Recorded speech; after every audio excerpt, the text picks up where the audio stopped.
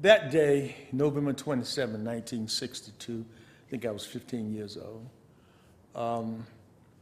was a day that everybody who went will remember. King was invited by a league of voters. My pastor, Dr. James H. Costin, who was pastor at Mount Pisgah at the time, was on the podium, on the dais, on stage, as it were, in the Booker T Gymnasium. A good 2,000 people were packed in there.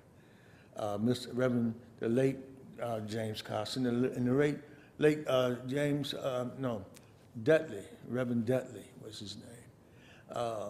He invited him, and he had written letters way before to ask him to come.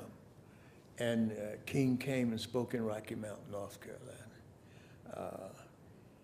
That was the first I Have a Dream speech, before 1963 and the March on Washington.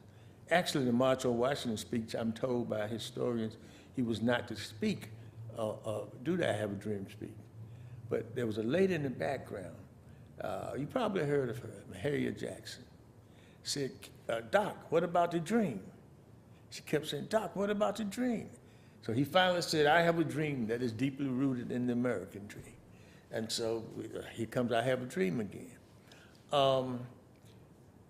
That night, it was a frenzy all week.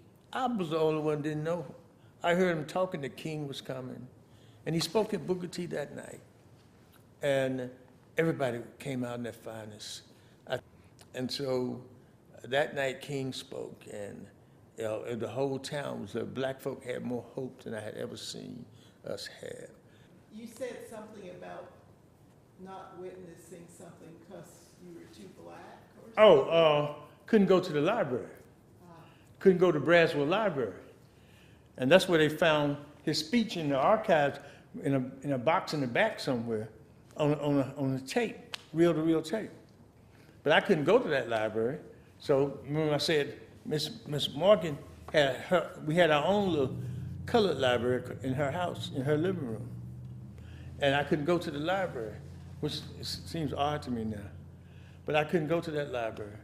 But I could go to the Booker T. Washington High School library.